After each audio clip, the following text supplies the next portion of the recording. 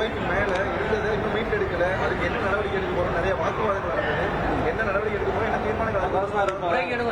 முறைகேடுன்றது விஷால் நிர்வாகத்தில் இருக்கிற வைப்பு தொகையா இருந்த விஷால் நிர்வாகத்தை தலைவராக இருக்கிற நிர்வாகத்தில் இருந்த 8 கோடி ரூபாய் வைப்பு தொகையை எடுத்துட்டாங்கன்னு எஸ்ஐசி குற்றச்சாட்டு சொன்னார்.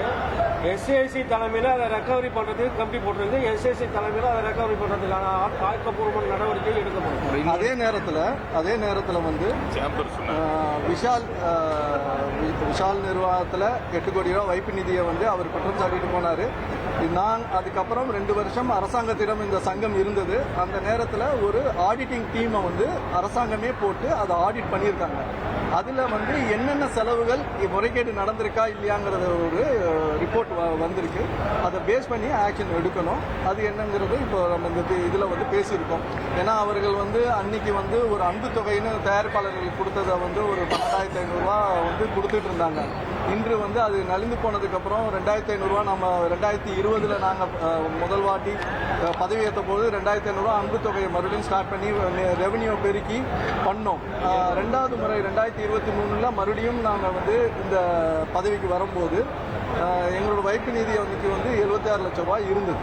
அதை பேஸ் பண்ணி நீங்கள் வந்து 5,000 ரூபாய்க்கு ஆக்கியிருக்கோம். ஸோ இது வந்து மெம்பர்களுக்கு கொடுத்துருக்கோம். முறைகேடுகளான நடந்த விஷயங்கள் அதில் இருக்கிறத வந்து ரிகவரி பண்ணுற மாதிரி தான் இங்கே பேசியிருக்கோம். அதுதான் செயலாளர் ரவிஷ்ணன் சொன்ன மாதிரி அவர் எஸ்ஏசி வந்து அவர் முன்னாள் தலைவர், அவர் வந்து பக்குவமாக பேசி கொண்டு போயிருக்கலாம். ஆனால் அதை தாண்டி அவர் ஒரு குற்றச்சாட்டு இருந்தால் அவர்கிட்ட அந்த பொறுப்பை கொடுத்து நம்ம எந்த வகையில் நடந்திருக்குன்னு கருதுறீங்க சார்? ஆடிட்டிங் ரிப்போர்ட்ல வச்சு லீகலாக சங்கத்தில் இருந்த பணம் வந்து திரும்ப வந்து ரிஜிஸ்டர் சொசைட்டிலேருந்து வந்தாங்க. வந்து அக்கௌண்ட்ஸ்ல 1 இயர் பார்த்தாங்க. 1 இயர் பார்த்து முடிச்சதுக்கு அப்புறம் அந்த பணம் எல்லாம் தயாரிப்பாளருக்கு கொடுத்துருக்கு. முறைகேடு நடக்கவில்லை. முறைகேடுனா அந்த படத்துல இருந்து நான் 1 கோடி ரூபாயோ இல்ல அண்ணன் ஒரு 50 லட்சம் ரூபாயோ இல்ல விசால் ஒரு 2 கோடி எடுத்தாலும் முறைகேடு. அந்த முறைகேடு நடக்கல. அந்த பணம் வந்து மெம்பர்கள் கொடுக்கப்பட்டது, சங்கத்து பணம் கொடுக்கப்பட்டு இருக்கிறத இதை வந்து முறைகேடுகளா சொல்லப்படுகிறது.